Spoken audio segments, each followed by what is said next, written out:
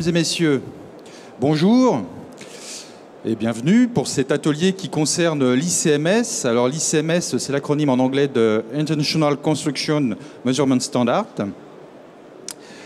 Ce standard, alors attendez, je dois avoir 2-3 slides. Voilà. C'est le code de mesurement international. Quel standard pour le futur? Donc, ce standard a été créé sous l'égide de 45 organisations professionnelles. Il y a quasiment 2 ans, jour pour jour, à Washington, D.C. Je dois avoir une petite photo. Alors là, c'est les intervenants qui vont se présenter après moi. Et donc, ce standard a été créé sous l'égide de 45 organisations professionnelles à Washington, au FMI. Il y a 2 ans, c'était le 1er et le 2 juin 2015. Voilà. Et aujourd'hui, il y a à peu près 90 à 100 pays qui nous ont rejoints. Alors pourquoi un standard international de mesurement, de mesurage, parce que mesurement c'est de l'anglais mais on n'a pas le terme en français, aujourd'hui pas encore. Pourquoi? Eh bien parce que pour 2 raisons. D'une part, pour assurer les clients, nos clients, car de nombreux investisseurs étrangers, quand ils veulent construire un bâtiment, le rénover, l'acheter ou autre, se trouvent confrontés à différents systèmes métriques ou descriptifs dans des pays différents, avec des langages différents, ce qui fait qu'ils ont du mal à comparer les prix, les réalisations et le bénéfice sur leurs investissements. Ça, c'est la première raison. Et puis la deuxième, et pourquoi d'ailleurs c'était fait sous l'égide du FMI, c'est que la deuxième raison, c'est qu'il y a des pays qui ne possèdent pas de code de mesurage, notamment des pays en voie de développement. Et ça peut être un vrai sujet pour développer nos opérations dans ces pays-là. Voilà. Alors maintenant, j'en ai fini. Il faut savoir que l'INTEC, c'est la seule organisation française qui fait partie de ces coalitions mondiales. Et maintenant, mes confrères qui viennent d'un peu partout en Europe. Derek, toi, tu es irlandais d'origine, mais tu vis en Suisse. Cléon, tu es néerlandais. Jerry, tu es irlandais, et à ma gauche, Justin, il est anglais. Eh bien, tout ce petit monde travaille de concert pour ce beau projet qui maintenant arrive à maturité. Et on aura une conférence internationale à Vancouver le mois prochain, et j'espère que l'an prochain, nous pourrons les accueillir à Paris dans le cadre du congrès de l'INTEC. Voilà. Donc maintenant, je vais laisser la parole à... on va commencer de la gauche vers la droite. Derek, tu veux te présenter, s'il te plaît?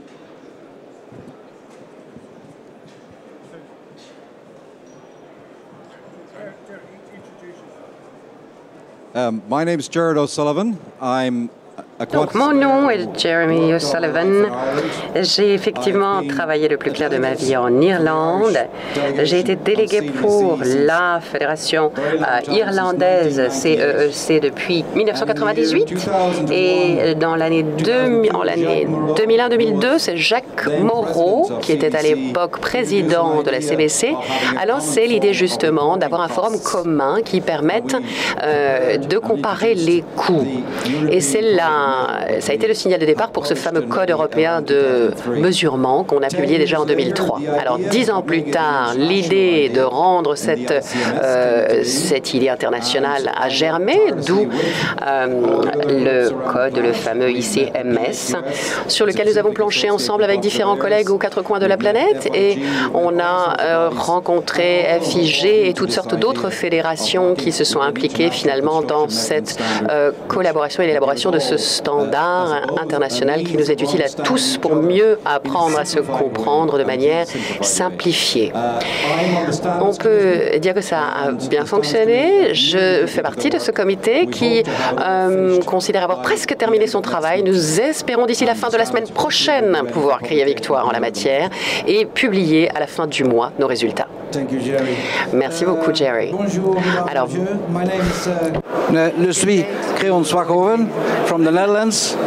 I'm a quantity surveyor or economics of construction for more than 25 years. Je viens donc des Pays-Bas. Je suis spécialisée depuis plus de 25 ans en la phase de conception post-construction et je suis membre aussi de la fédération équivalente de Intec aux Pays-Bas. Nous sommes 163 membres et cela fait près de 33 ans que je m'implique dans ce secteur. Depuis 2013, je fais partie aussi du comité CEC, puis je suis aussi un mandataire du ICMS depuis l'année dernière.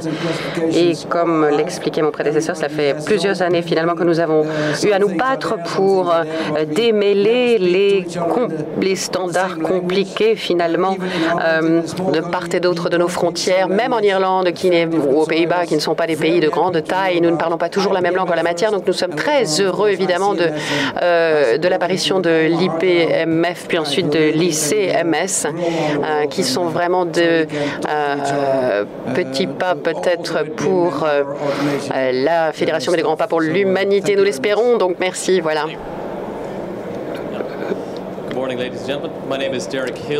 Bonjour mesdames et messieurs, mon nom est Derek Hill et donc je suis économiste de la construction aussi, mais partenaire de IKCG qui est basé en Suisse en plus d'être membre de ce ICMS. J'ai passé le plus clair de ma vie en Suisse pour travailler sur ces standards européens, voilà. Pardon, le micro ne fonctionne pas toujours comme on voudrait.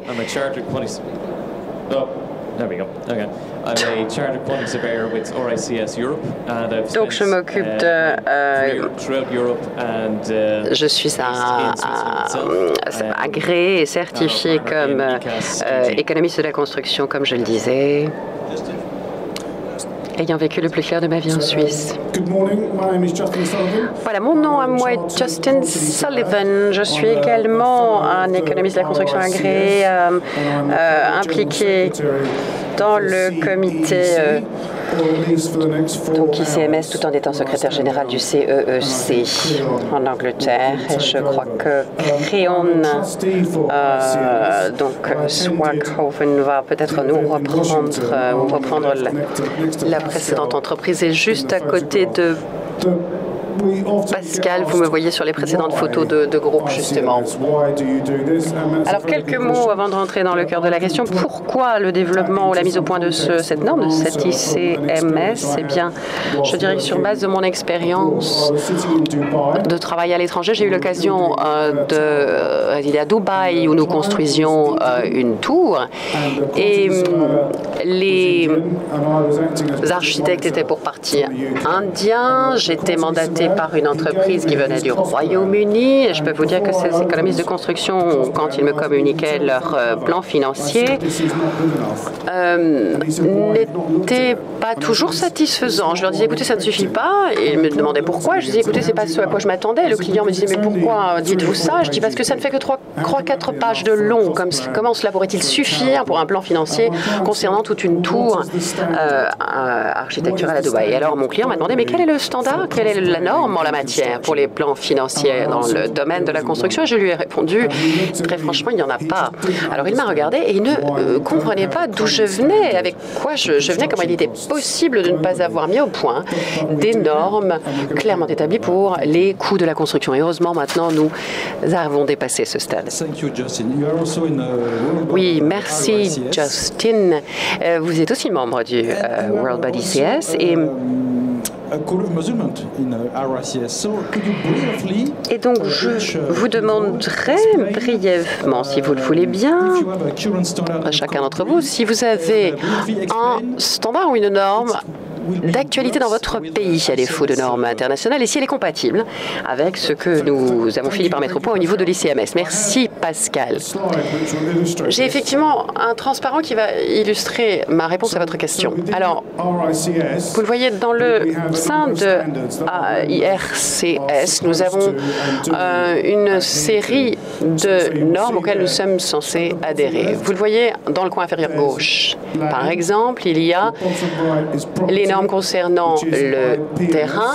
Dans le coin inférieur droit, la propriété, qui relève de l'IPMS, donc qui est le fruit d'une coalition de professionnels immobiliers qui ont tendance à mesurer les propriétés de la même façon. Je crois qu'il y a environ 30 pays qui se soumettent à cette norme-là. Et au-dessus, vous le voyez sur le triangle supérieur, il y a les standards d'évaluation et d'estimation avec certaines normes éthiques également que nous sommes en train d'implémenter dans le cadre toujours de la coalition ICMS.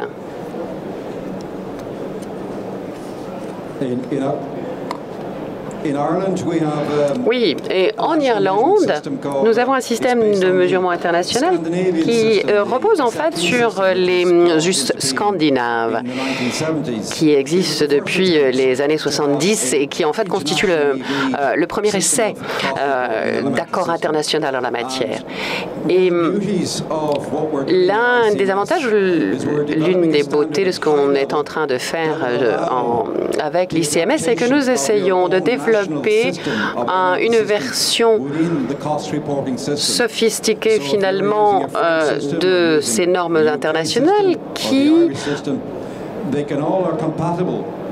rendent compatible, qui s'inspire finalement du plus petit commun dénominateur et rassemble la substantifique moelle, je dirais, des systèmes les plus avancés, les plus développés, donc que ce soit chez les Français, les Irlandais ou les Scandinaves. Donc je pense que normalement, la transposition de cette norme du Code international de mesurement ne devrait pas être trop difficile à faire. Voilà normalement l'intérêt de la manœuvre.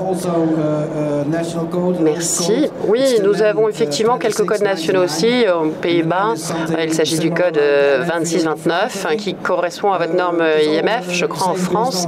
Effectivement, ça repose aussi d'ailleurs sur les prémices suédois qui remontent à 1900, dans les années 70 à 1974 plus précisément. Mais ça a cessé d'être d'actualité aux Pays-Bas en 1991.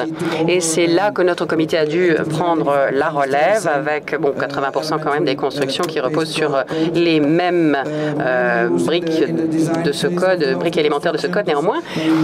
Et on essaie de réfléchir plus en termes de fonctionnalité plutôt que de matériaux. Voilà parmi les éléments innovants. Donc il est plus pertinent, quels que soient les modes, je dirais, ou l'évolution des matières premières utilisées en ciment ou en d'autres matières premières. On a essayé d'adopter des normes fonctionnelles qui sont donc plus pérennes, mais pas toujours 100% compatibles avec le règlement 2629 des Pays-Bas, par exemple. Je pense que ce nouveau code international de mesurement, par contre, devrait être plus facile à s'adapter avec quelques ajustements mineurs aux pratiques nationales. Merci. Oui, alors en Suisse, pareil, chez nous, nous avons actuellement 3 méthodes de reporting en matière de coûts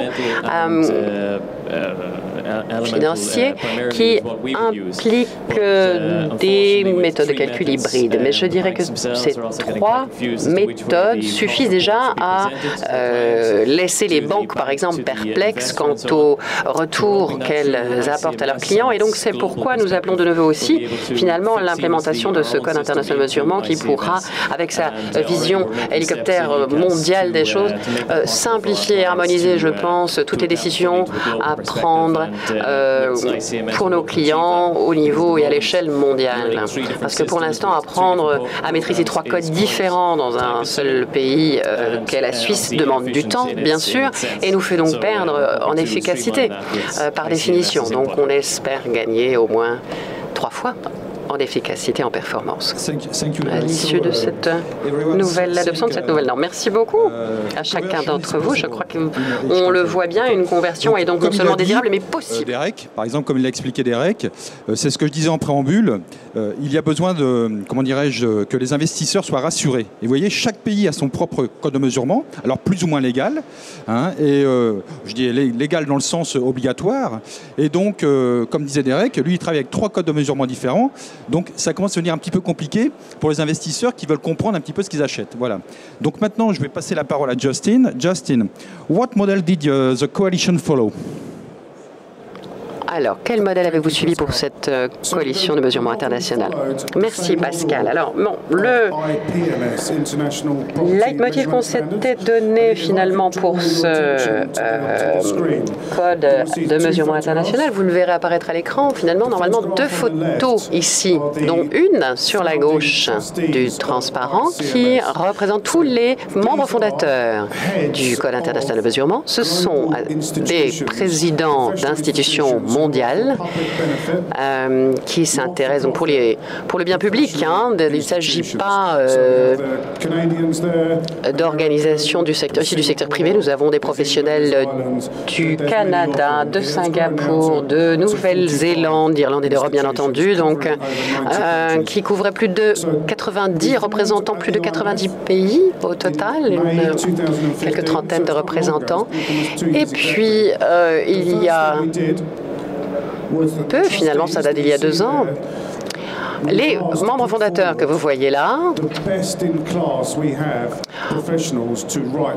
ont été amenés à désigner les meilleurs d'entre eux pour former le comité donc constitutif et préparatoire de cette norme internationale. Et donc ils ont désigné 27 personnes. Enfin, parmi les 27 personnes, ils se sont dit que c'était trop finalement, ou au contraire, ça n'avait pas l'air de fonctionner ou de satisfaire tout le monde. Donc ils sont revenus en nous faisant une autre proposition avec 28 finalement. Alors on a fini par accepter la composition de ce comité constitutif et préparatoire de l'ICMS avec ses 28 membres, qui a été photographié, comme vous le voyez, et représenté auprès du Parlement européen.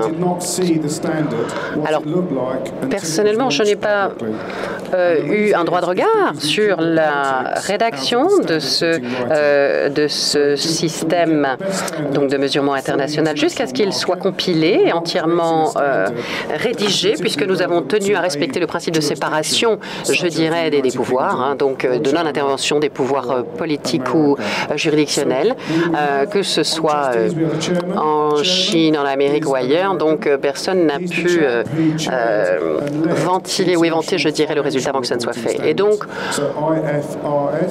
l'IFRS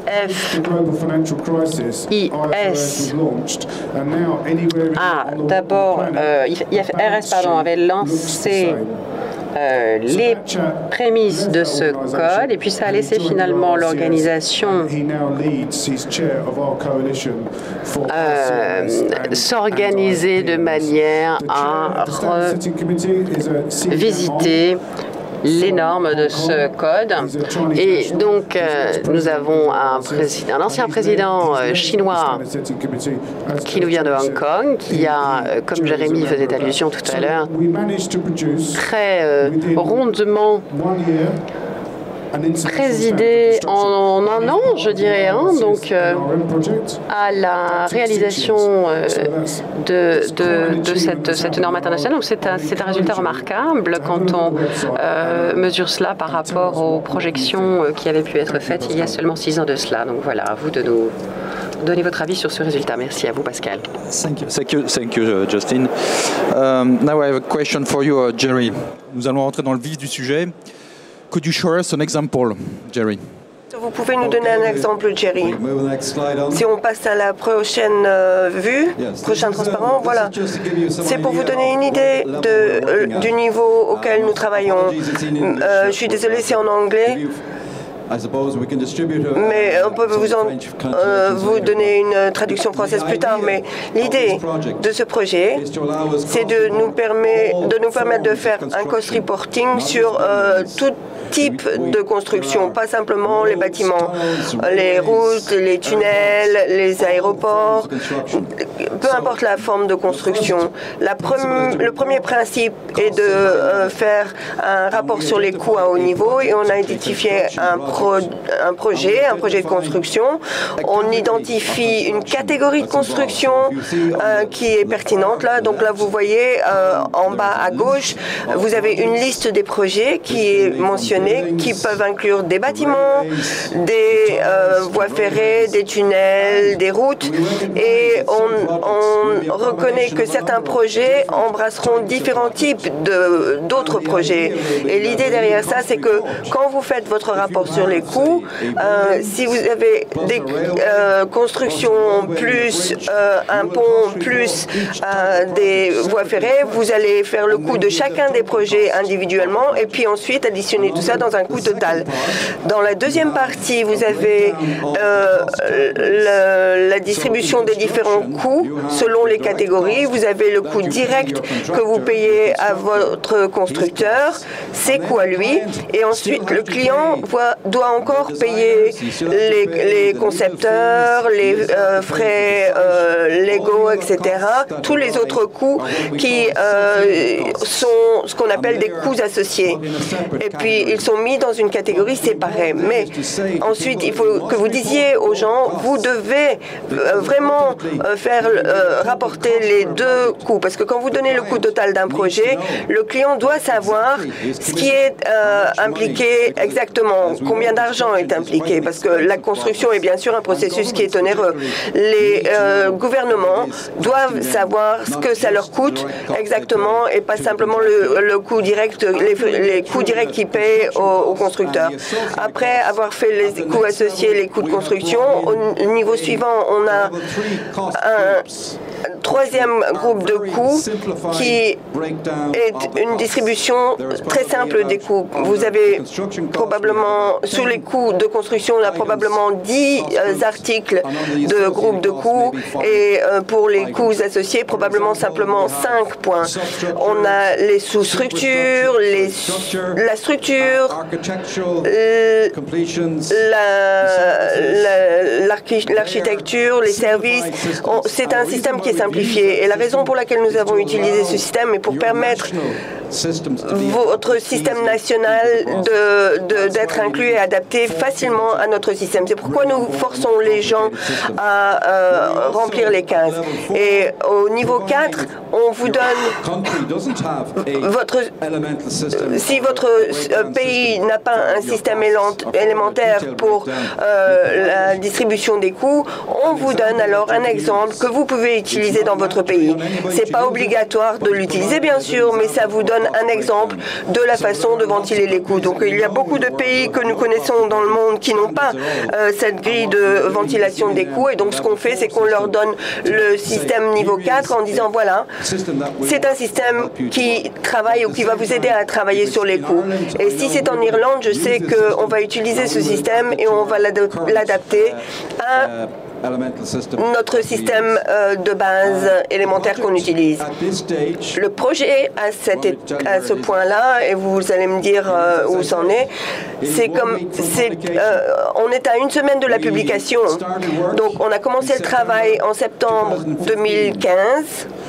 On a eu notre première réunion physique. On s'est rencontrés. On a eu un comité des normes qui s'est réuni en juin. On s'est rencontrés à Londres, mais on a le comité des normes qui a été créé en novembre 2015. On s'est rencontrés au téléphone, plus exactement. Donc, on a eu des liens téléphoniques autant que possible. Je pense qu'on a eu seulement 2 réunions en face à face ou 3 réunions en face à face pendant toute l'année.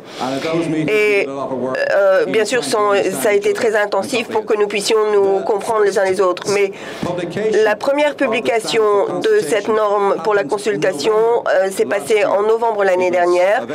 C'était disponible pour accès à un nombre limité de personnes. La seconde partie avec les normes révisées a été publiée en avril et c'était sur le ICMS site web pour qu'on puisse mettre des commentaires et des modifications, ce qu'on a fait. Et à partir de cette semaine, on a le premier jet de prêt pour publication, pour des commentaires. Et au début juillet 2017, la norme sera effectivement publiée. Thank you, Jerry. Now I have a question. Merci, Jerry. J'ai une question. Derek, comment est-ce que ICMS affecte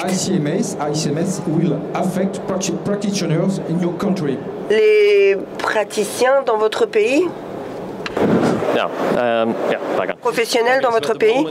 Donc pour le moment, je vais vous donner le scénario d'un projet qu'on a sur la table en ce moment qui marche 24 heures sur 24. On a un client qui est en Australie et on a leur représentant à Zurich. Le site est en Lituanie et l'architecte est basé à New York. Donc comme vous pouvez l'imaginer, ça veut dire qu'il y a probablement des petits problèmes de langue, mais aussi de normes, de mesurement. Donc, ce qu'on espère faire, c'est qu'en utilisant ICMS, on peut aplanir tout ça pour que tout le monde parle le même langage. Mais on espère qu'avec ce projet qui sera un test pour nous, on espère voir comment ce système, cette structure peut être adaptée parce que pour le moment, c'est un projet sur un musée avec de l'ingénierie civile aussi. Donc je pense que ça sera un exercice très bénéfique pour la structure qu'on utilise. Et en ce qui concerne la langue, ça va être traduit en lituanien pour que l'architecte puisse entrer leurs données automatiquement dans le système pour qu'on puisse parler du même langage à propos de la même structure. Donc je pense que ICMS sera la structure dont on a besoin dans le monde entier, avec différents projets qui couvrent l'Europe entière et différentes normes qui sont appliquées. C'est difficile d'avoir un reporting de coûts qui fonctionne véritablement. Donc c'est véritablement la porte vers le futur pour nous. Thank you, Derek. Creon in Netherlands. Merci Derek. Creon aux Pays-Bas. La même chose pour les Pays-Bas en fait. Il y a beaucoup d'investisseurs étrangers dans notre pays et ils nous demandent d'avoir un aperçu des coûts de la même façon, mais c'est pas toujours possible. ICMS n'est pas obligatoire et ne sera pas obligatoire. On va utiliser ça comme un outil de traduction entre les différents codes de mesurement et pour que nous puissions travailler avec notre système local, nos normes locales, comme on l'a fait jusqu'à maintenant, mais essayer de les traduire dans ICMS pour que quand un client arrive, il peut aller dans ICMS et retourner dans leur pays d'origine et avec les données dont ils ont besoin. Mais ce qui est le plus important pour nous, c'est que nous avons un niveau de transparence suffisant sur le coût de construction, parce que maintenant vous pouvez parler de coût d'une façade, d'un toit ou des fenêtres, mais vous ne savez pas exactement ce que ça veut dire pour les autres pays. Et donc c'est important de parler, si vous parlez avec le même code de classification, vous savez exactement de quoi il retourne parce que tout le monde parle le même langage. Donc c'est important pour nous en tant que professionnels, mais encore plus pour les clients, pour qu'ils sachent exactement ce qu'on fait, de quoi on parle et ne pas entendre différentes informations de différents professionnels. Le benchmarking pour le Pays-Bas est quelque chose de très important parce que nous sommes le métier de la construction n'est pas très important, donc c'est important de savoir combien un pont coûte en Espagne par exemple ou ailleurs dans le monde pour pouvoir parler le même langage, et à ce moment-là ça vous permet de faire des comparaisons et de faire un benchmarking. Je pense que BMN Automation est très important. Toutes les classifications peuvent intégrer BIM, donc je pense que ça c'est très important. Merci. Et en Irlande, notre système est adopté par le gouvernement et ça a été adopté depuis 1975. Et tous les projets publics doivent intégrer cette classification. Donc je pense qu'on n'a pas de problème avec l'adoption de ICMS étant adopté dans ce système. Donc on attend les documents qui vont être similaires à notre système de mesurement. J'ai eu des contacts de la part du gouvernement le mois dernier pour faire un projet qui comparerait les coûts de bâtiments résidentiels entre l'Irlande et d'autres pays. J'ai contacté les gens de ICMS et ils m'ont donné la permission d'utiliser les normes dans sa phase actuelle pour nous aider avec leurs produits. Et le gouvernement a donné son accord en Irlande pour qu'on utilise ce processus. Et notre point de vue, c'est que si ça va devenir notre norme internationale, autant commencer tout de suite pour avoir ce format de reporting. Donc à ce stade-ci, je ne vois aucun problème pour convaincre nos gouvernements à utiliser ce système. Ça fait du sens. Et je pense que c'est important de savoir que l'un des membres du comité des normes est Angelo Parbarelli, qui travaille sur l'aspect construction de l'Union européenne. Et il est venu rejoindre ICMS pour nous donner son soutien pour qu'on puisse arriver à produire des normes internationales. Parce qu'en Europe, le plus gros problème, c'est qu'on a un nombre de pays avec des façons différentes chacune de faire du reporting de coûts. Donc il faut qu'on utilise la même méthodologie, qu'on parle le même langage et qu'on en arrive au même type de coûts. Donc ils nous donnent leur soutien et ils veulent qu'on progresse là-dessus jusqu'aux normes principales qui est le cycle de la vie des coûts. Justin, au Royaume-Uni, est-ce que le Brexit, ça va être un problème? Le Brexit va être un problème quand ça se passe, Pascal, quand on est dedans. Ça ne va pas avoir l'impact immédiat que le président Trump a eu. Vous ne pouvez pas avoir une conférence sans parler du Brexit, apparemment. Mais au Royaume-Uni, comment est-ce que ça va impacter les professionnels? C'est une bonne question, Pascal. Donc j'ai un transparent pour vous qui vous montre les coûts sur les projets, les différents projets européens. Et vous voyez que, David, vous voyez que le numéro 1, ce sont les Canadiens avec 36,91%. Donc c'est vraiment un résultat. Donc je dirige une agence d'économie de la construction et on a des projets au Royaume-Uni principalement et certains en dehors et je fais partie du conseil de ICMS. Quand on a rejoint la coalition, on a signé avec nos collègues de ICMS une déclaration qui disait qu'on allait appliquer les normes avec nos membres. Et donc, je ne suis pas d'accord avec ce que Crayon a dit parce que en tant que membre du RICS, ça va être obligatoire pour moi d'utiliser les normes ICMS. Donc, est-ce que ça va affecter mon travail? Oui. Est-ce que ça sera un impact négatif?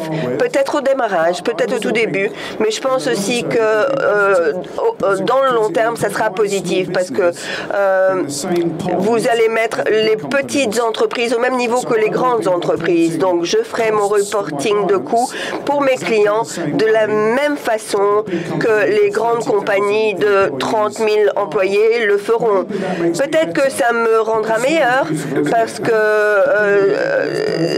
le petit est mignon, donc, mais ça veut dire qu'on aura un reporting parfait. On pourra faire un reporting parfait. Et c'est la première fois que je vois Michel sourire à une présentation ICMS. C'est un gros succès là. Bienvenue à Marc. Donc, Comment est-ce qu'on fait le reporting des coûts de construction? On utilise bien sûr des logiciels. Donc, les plus grandes sociétés pour les logiciels de construction sont Autotest. Ils sont les leaders du marché. J'ai rencontré leur directeur de stratégie mondiale et il a dit oui, on va l'utiliser. Pourquoi est-ce qu'on n'utiliserait pas ICMS? Il n'y a pas d'autres normes mondiales pour faire le reporting des coûts de construction. Pourquoi est-ce qu'on n'utiliserait pas le ICMS? Je pense que ça va tous nous impacter, même si on n'est pas très content, mais on va commencer à utiliser les classifications qui suivent le format ICMS. Donc, bien sûr, naturellement, votre société va faire son reporting au format de ICMS. Il y a une citation que j'ai entendue que Kennedy a dit. Kennedy a dit, quand la marée monte, même les tout petits bateaux montent.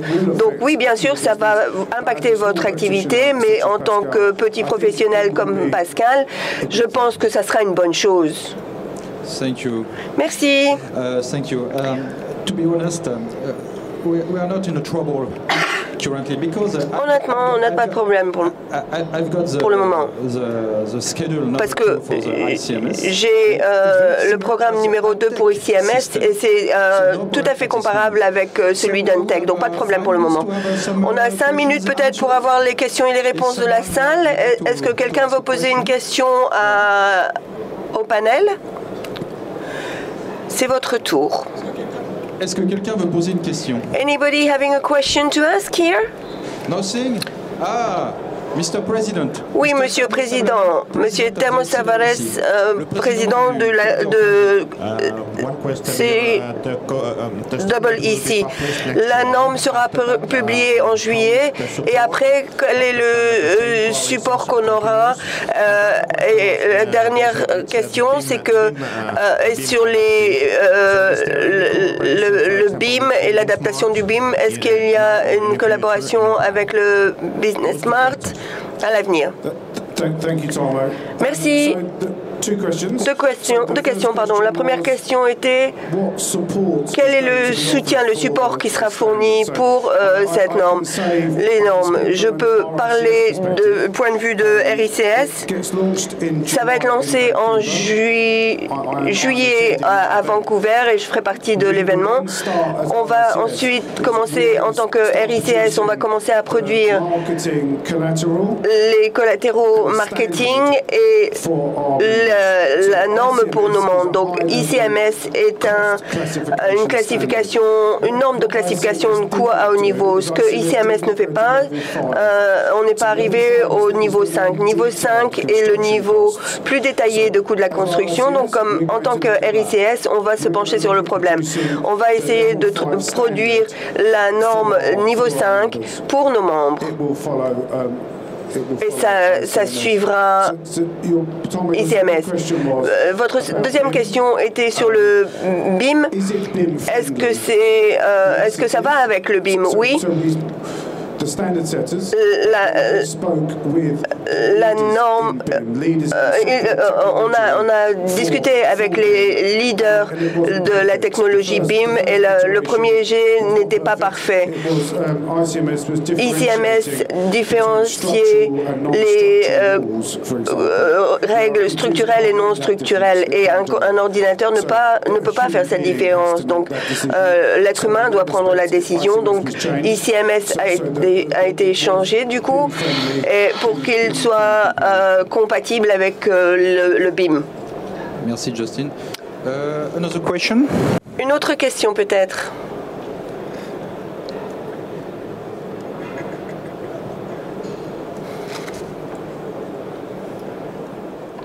Bonjour, je suis Yvette Coquelin, je suis membre honoraire de l'Intech et je voudrais préciser que tout le travail qui est fait actuellement est le résultat du travail qui a été fait dans les différents pays au niveau des coûts de construction et de leur évaluation, en particulier les travaux qui ont été faits à l'Intech, et je tiens à le souligner. Il y avait M. Michel Moiret qui faisait partie, qui était un des premiers à faire partie du CEEC Et avec la méthode Intec, c'était déjà une avancée très importante pour l'époque, dans les années 80. Et l'évolution de cette méthode, accompagnée par un travail que nous avons fait de méthode de mesurement, a permis donc de peaufiner l'utilisation de cette méthode Intec. Et je crois que ce qui se fait maintenant, grâce à ces travaux-là, va permettre d'évoluer. Je suis très contente de l'évolution qui se produit, de l'évolution internationale. Et je voudrais savoir si l'application qui, pour le moment, apparemment, et surtout pour les bâtiments, enfin les marchés publics, pourra se faire assez rapidement pour les marchés privés, sachant qu'on a quand même de gros problèmes, quelquefois, de contrôle de coûts dans ce domaine. Thank you. Alors, it works? Yes. Yvette, she's an honorary member of Antec.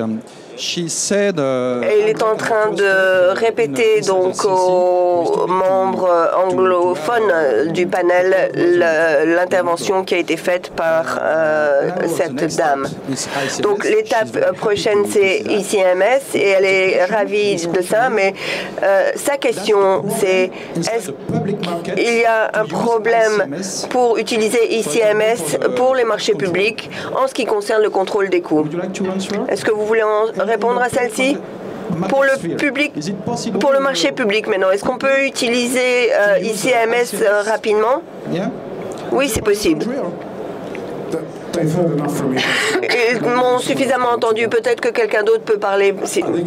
Je pense que c'est important de savoir, de se souvenir qu'il y a 45 membres de la coalition et qu'ils représentent beaucoup de professionnels dans la profession de l'économie de la construction. Donc oui, on a Antec vont adapter et utiliser ICMS. La société d'économistes de la construction vont adopter ICMS. Donc ça va être utilisé pour le reporting des coûts, pour le planning des coûts. On doit l'utiliser. Ça ne fait pas de sens si on ne l'utilise pas tous ensemble. C'est pour ça qu'on en parle dans nos pays. On parle à nos systèmes nationaux. Les gens à mon comité viennent d'Australie, de Hong Kong, de différentes parties d'Europe. On a un représentatif de BIM qui vient de Grèce. Tous ces gens-là vont parler à leur organisation nationale pour s'assurer que nous adoptons ce système. Et je pense qu'il y aura...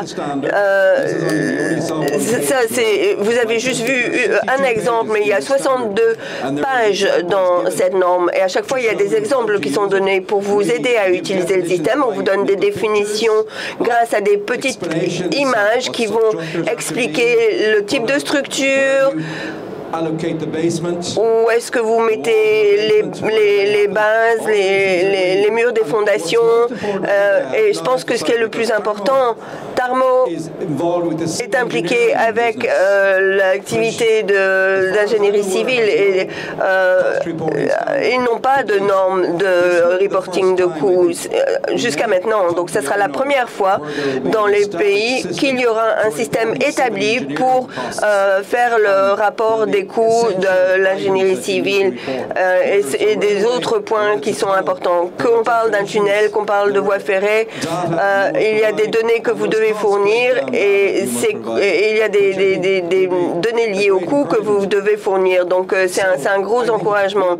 Et je pense que oui, j'espère que c'est un système qui sera utilisé par tout le monde. Donc on ne veut pas remplacer votre système national. On veut vous donner un soutien pour vous aider à l'organiser dans un système simplifié qui est clair pour le client. La personne la plus importante au bout du bout, c'est la personne qui va payer pour la construction, bien évidemment. La personne qui a l'argent. Il doit comprendre clairement comment son argent est dépensé. Et ça, c'est ce qui est essentiel. On doit pouvoir nous expliquer clairement où va l'argent de la personne qui vous confie son argent. You are right, Jerry. Oui, la seule cible, la bonne cible, c'est le client final, bien sûr. Je ne sais pas s'il y a encore une dernière question. On avait prévu 42 minutes, on en a fait 47. Merci d'avoir participé à cet atelier. Et puis, on vous reverra, les gens de l'ICMS, à Vancouver le mois prochain et peut-être l'année prochaine à Paris. Voilà, parmi nous. Merci. Thank you very much.